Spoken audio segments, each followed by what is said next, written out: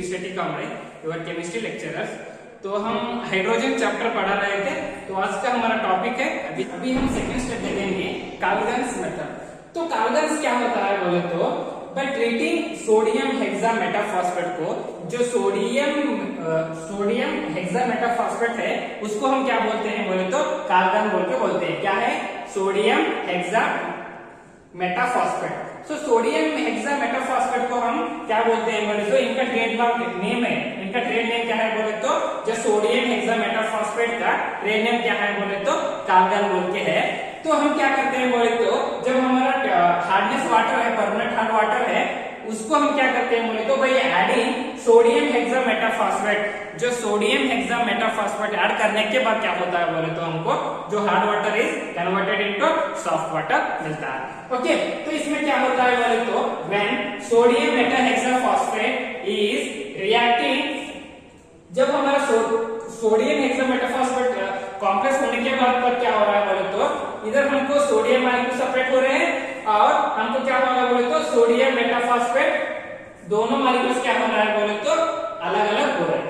तो वही अगर हम क्या ले रहे बोले तो एक एग्जांपल लिए, तो एग्जांपल क्या लिए हैं बोले तो magnesium, when magnesium is reacts with sodium hexametaphosphate then it can give sodium magnesium hexametaphosphate. समझ में आ रहा है? सोडियम मैग्नीशियम हेक्सामेटाफॉस्फेट मिल रहा है, उसके बाद हमको क्या मिल रहा है बोले तो सोडियम हमको बार मिल रहा है। ओके, तो इसके बाद क्या हो रहा है बोले तो, उसके बाद क्या हो रहा है बोले तो हमको मैग्नीशियम, इधर क्या होता है बोले तो 2Na होता है, तो इधर भी क्या होता है बोले तो 2Na, क्योंकि अभी रिएक्शन क्या होता है, फॉर्मेशन हो रहा है 2Na, इधर 2Na।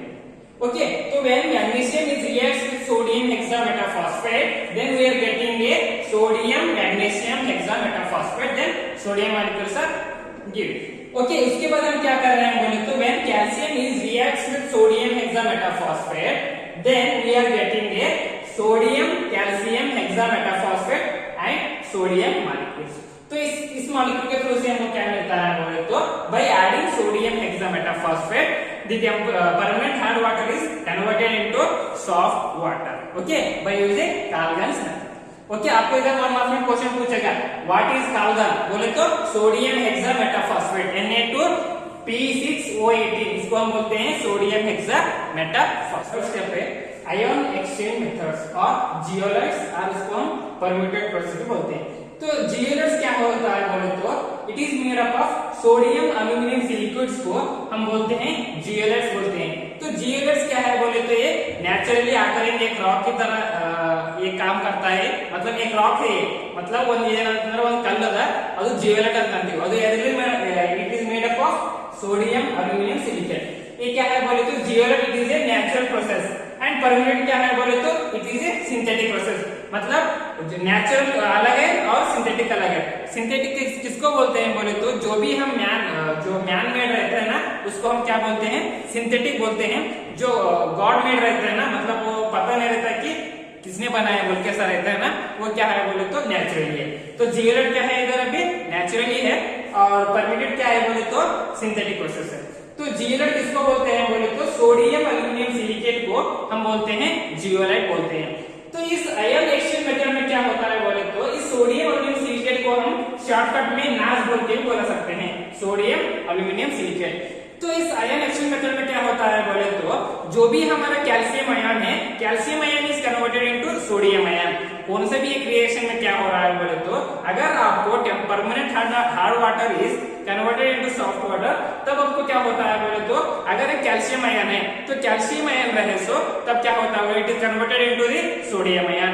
अगर वो मैग्नीशियम आयन रहे तो magnesium ion is converted into the sodium ion. तो अभी देखेंगे रिएक्शन क्या होता है बोले तो इधर क्या है बोले तो, sodium aluminium silicate is reacts with metal, then we are getting a metal hydrides and sodium.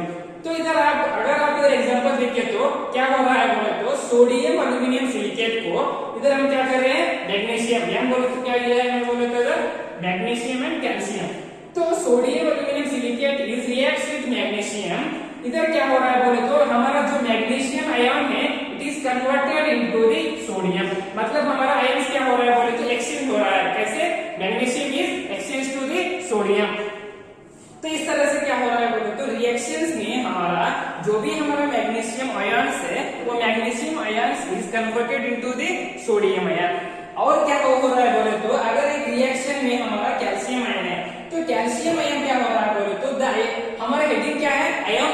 Method मतलब हमारे जो आयन है क्या हो रहा है बोले तो एक्सचेंज हो रहा है। तो इधर नीचे क्या हो रहा है बोले तो calcium ion is exchanges to the sodium ion. समझ में आ रहा है? तो इधर क्या हो रहा है बोले तो when sodium aluminium silicate is reacts with calcium ion then calcium ion is exchanges to the sodium ion then we are getting a calcium aluminum silicate। Okay तो ये हो गया। तो अगले प्रोसेस में क्या हो रहा है बोले तो अगर magnesium halides is react to sodium chloride then we are getting a sodium aluminum silicate and we are getting a magnesium chloride। तो इस प्रोसेस में क्या है बोले तो हम यहाँ बोले तो मैग्नीशियम एंड कैल्शियम लिया हूं तो magnesium halide and it reacts with sodium chloride then we are getting a magnesium dichloride and 2 NaS sodium aluminum silicate। तो ये क्या हो रहा है बोले तो आयन एक्सचेंज मेथड हो गया। तो इस प्रोसेस में क्या होता है बोले तो जो भी हमारा परमानेंट हार्ड वाटर है उसको हम रिमूव करने के लिए सोडियम एल्युमिनियम सिलिकेट उसको हम शॉर्टकट में बोलते हैं नास। जब हम नास ऐड करने के बाद परमानेंट हार्ड वाटर को नास ऐड करने के बाद तब क्या होता है बोले तो जो हमारा कैल्शियम आयन और मैग्नीशियम आयन जो हार्ड वाटर में रहता है ना वो क्या होता है बोले तो आयन कन्वर्ट होके वो सोडियम आयन होता है। तब क्या होता है बोले तो हमारा hard water is converted into soft water. तो इस प्रोसेस को हम क्या बोलते हैं बोले तो ion exchange method. The name it indicates the molecule the ions are exchanges to one to another। okay